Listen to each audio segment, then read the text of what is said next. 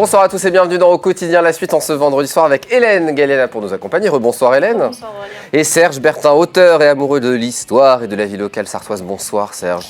Bonsoir Aurélien. Ce soir tu vas nous parler d'une belle tradition sartoise.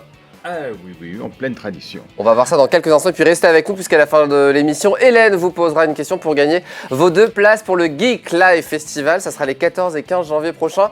Retentez votre chance parce que vous êtes très nombreux à jouer tous les soirs pour ce bel événement. Serge, on va parler histoire et on va faire travailler notre mémoire. On va remonter quelques décennies. 70 ans, vous savez, je vais vous parler d'un événement qui s'est produit il y a 70 ans. Alors vous allez me dire que c'est de l'histoire ancienne. Ben, finalement, 70 ans, c'est globalement la période à laquelle la mémoire commence à nourrir l'histoire. De mémoire humaine, on passe à l'histoire. Alors de quoi allez-nous vous parler, ce soir ? Je vais vous parler d'une naissance. Ah, ça commence bien. Un bébé alors Joli bébé, qui s'appelait La Gouline, désolé. C'est un groupe folklorique sartois qui a longtemps été considéré comme véritablement l'emblème du département de la Sarthe. Et La Gouline a été fondée en 1950, vous voyez, un peu plus de 70 ans, par un groupe d'instituteurs publics qui avaient envie de faire connaître la culture sartoise.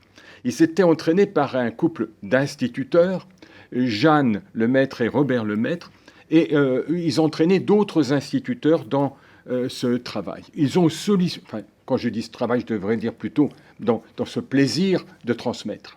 Et ils ont sollicité les mémoires des plus anciens, ils ont réclamé, ils sont allés voir le père Hubert, qui était un vieux violonneux dans la région de Coulombiers, qui leur a appris les airs de danse, les polkas en particulier, et ils louaient leurs costumes chez Morin Chanteau, qui était le costumier attitré de la ville, qui se trouvait du côté de la gare. Donc c'était de la musique folklorique, c'est ça, Serge ? C'était de la musique folklorique, oui, c'est ça, le folklore.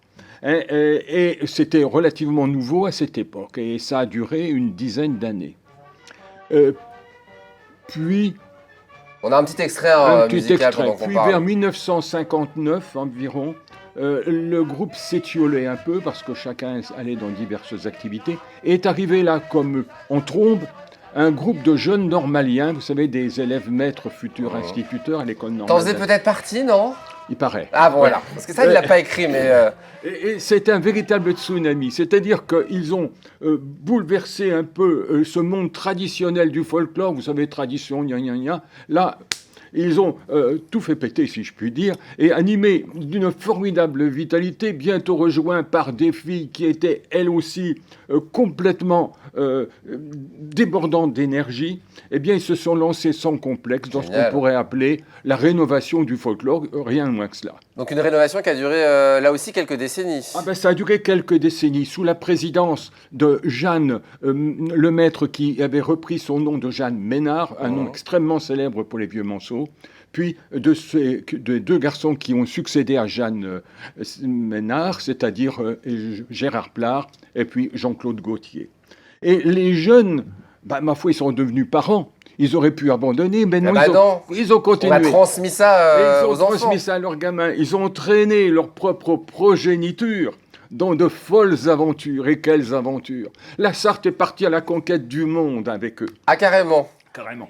Tenez, dès 1963, la Gouline entre dans l'histoire, littéralement, dans la mesure où elle s'intègre dans cette vaste et ambitieuse décision lancée par le général de Gaulle de rapprocher, d'autres avant lui bien sûr, l'Allemagne et la France.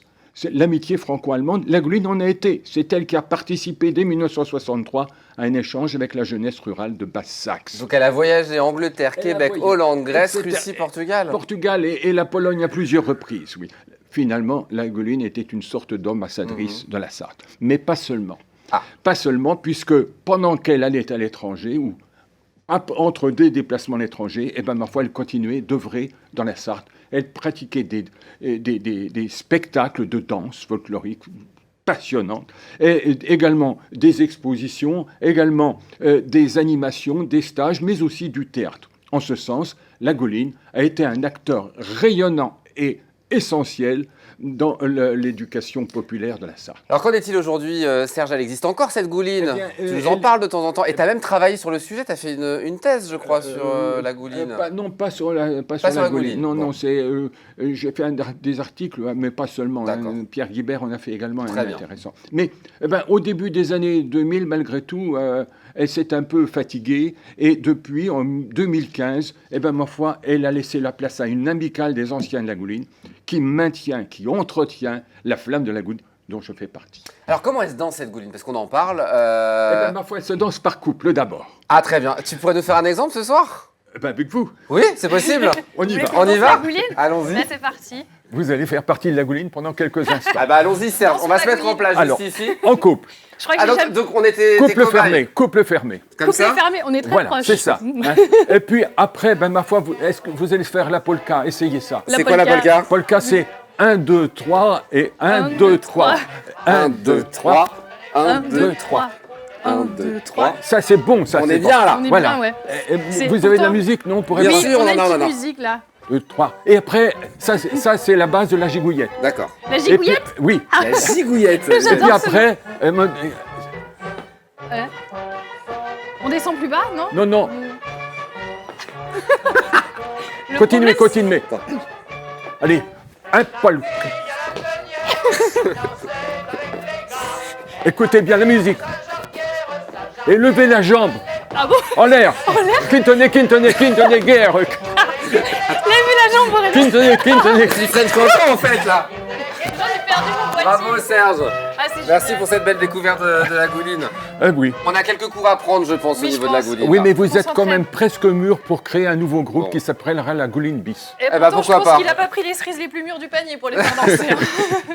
Alors la gouline existe aussi du côté d'Angers, Hélène. Oui, mais nous, c'est un truc Vous êtes qu'on en mange Jules à la comme on est base. gourmand. C'est la Nous, gourmande. c'est une espèce de tour. C'est une on autre met gourmandise. du lard, des champignons. Enfin, j'ai découvert ça il n'y a pas très longtemps. Mais oui, oui. Oui, c'est un autre type de culture, finalement. Voilà, c'est une culture qui se mange. Une culture qui se Exactement. mange, tandis que c'est celle qui se déguste. Que vive la gouline, voilà le message pour conclure ce rendez-vous.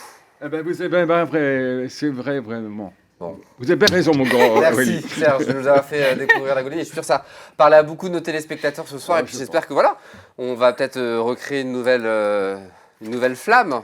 Elle n'est pas éteinte. Hein. Mhm. Elle ne demande qu'à renaître. En témoigne tout l'intérêt pour une autre forme, c'est l'ethnographie, qui est une manière plus savante de faire du folklore. Merci en tout cas Serge d'être venu sur le plateau en ce vendredi soir. Quelques mots sur ce qui vous attend ce soir à 20h30 avec Les Yeux de Morgane, une émission dans laquelle sont traités des sujets autour de l'inclusion, du vivre ensemble et du handicap. La thématique de l'émission de ce soir, c'est pour le meilleur et pour le sport. Et puis dimanche à 18h30, BD historique, un documentaire de Jean-Loup Martin à travers l'intervention de 3 auteurs de bande dessinée consacrés à l'histoire. Ce documentaire retrace les 3 principales guerres du XXe siècle qui ont marqué la France. La Première Guerre mondiale avec l'auteur Jacques Tardy, la seconde avec l'auteur Jean-Pierre Gibrat, et puis aussi la guerre d'Algérie avec Jacques Fernandez. C'est absolument formidable, c'est à découvrir donc dimanche à partir de 18h30. Ça s'appelle BD historique et c'est signé de l'excellent Jean-Loup Martin. Avant de se quitter, vous allez pouvoir gagner vos 2 places ce soir pour le Geek Live Festival, 4e édition de ce bel événement qui aura lieu à la Rotonde le week-end prochain, les 14 et 15 janvier. 5000 visiteurs attendus. Serge, est-ce que tu aimes les jeux vidéo, le manga, le cosplay? Voilà, j'ai perdu. Il n'y a pas de gouline dans l'histoire. J'ai pas dépassé Tintin, hein. Bon. Je suis désolé. Mais Tintin fait aussi un peu partie évidemment de cette pop culture. Si vous êtes intéressé pour gagner vos places ce soir, il faut répondre à la question du jour posée par Hélène. Oui, et vous êtes nombreux à participer, alors continuez. D'ailleurs, Aurélien, je ne sais pas si vous vous rappelez, mais en début de semaine, vous m'aviez demandé de le faire en Ah oui, musique. c'est vrai. C'est parti. Moi, je chante du Bernard Minet, il n'y a pas de problème, j'ai répété pour faire Allons-y, Bioman. alors, attendez, parce que, Normalement, il y a la musique qui est prête. parce que moi aussi j'ai demandé une musique. Homme moitié robot, le plus malheureux des héros.